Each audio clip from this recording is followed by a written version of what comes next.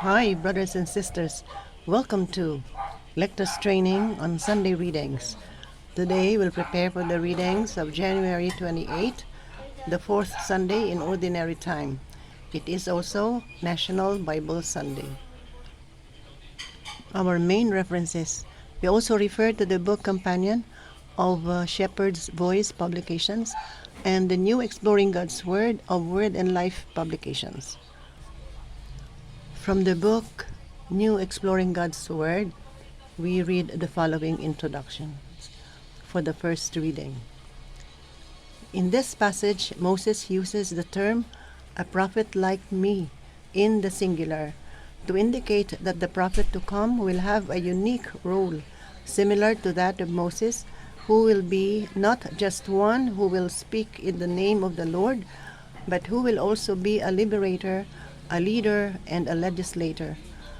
The words of Moses then were not simply a promise of a series of prophets such as the ones that the history of Israel came to know, but a promise concerning the unique Moses-like prophet who would eventually be referred to as the prophet or the anointed one or the Messiah, about whom several prophets would speak.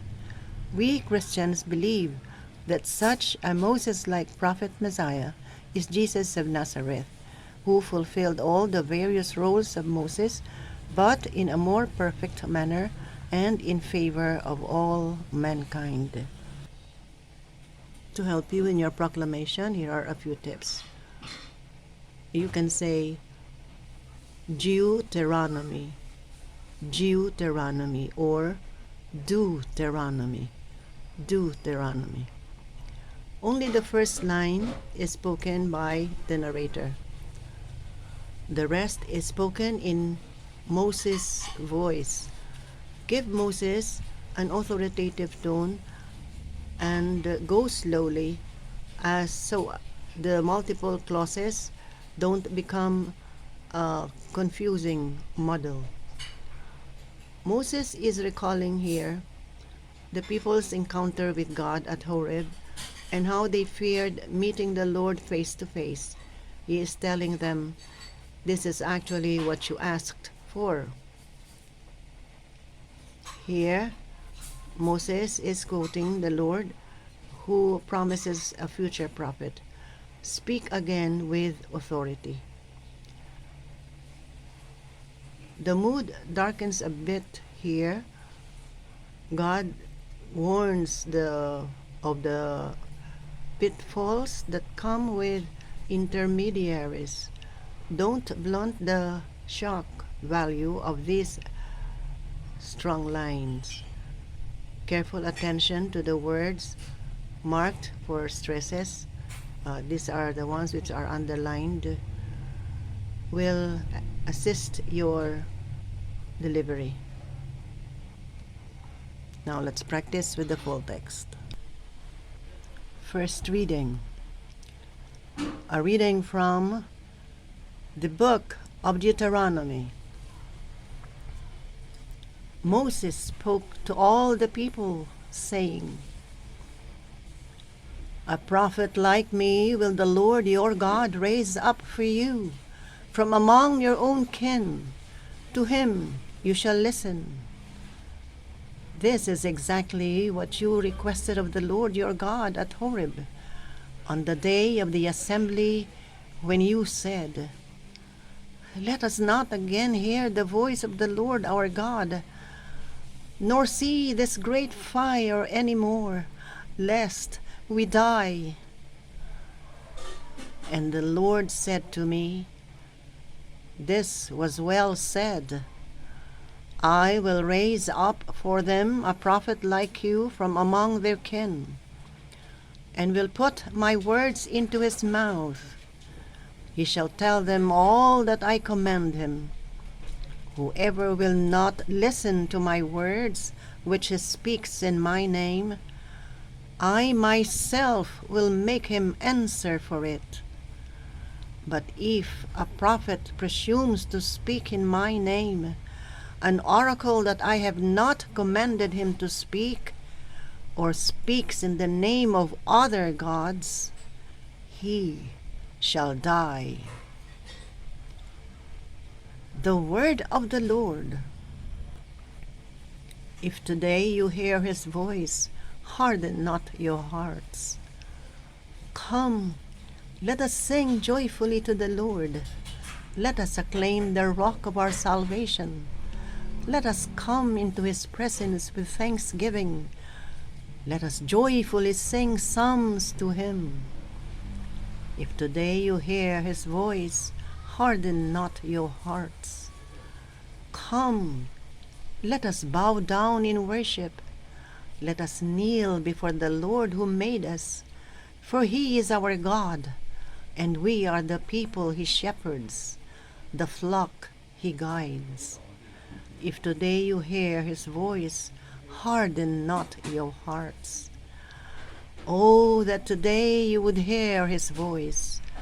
Harden not your hearts as at Meribah, as in the day of Massah in the desert, where your fathers tempted me.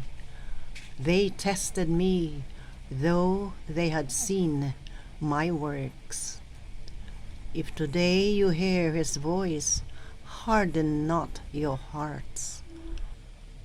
From the same book, we read the following introduction. Among the questions that had been submitted to Paul, there was one inquiring whether virginity was objectively superior to married life. The apostle's answer is contained in the 4 verses featured in today's second reading. To help you in your proclamation, say anxiety, anxiety, anxious, anxious, propriety, propriety, Corinthians, Corinthians. Paul's first sentence sets the tone for what follows. Contrast what each is anxious about and who each wants to please. Note the balance in the advice given to women and men. Paul is not suggesting any imparity between male and female. Each has responsibilities and legitimate rights. Make eye contact as you share these lines. Here, Paul is solicitous and flexible, seeking only the good of the readers.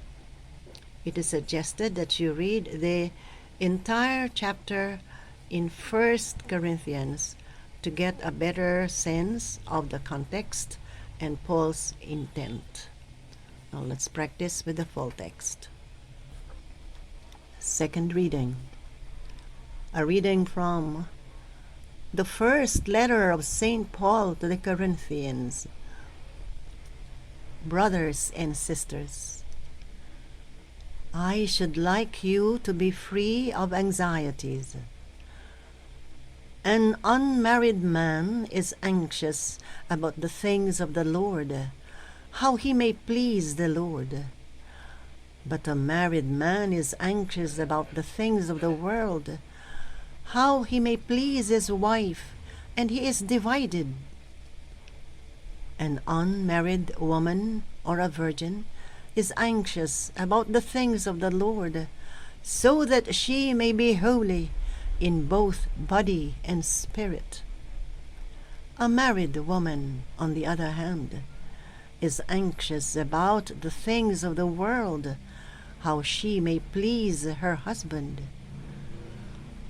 I am telling you this for your own benefit, not to impose a restraint upon you, but for the sake of propriety and adherence to the Lord without distraction.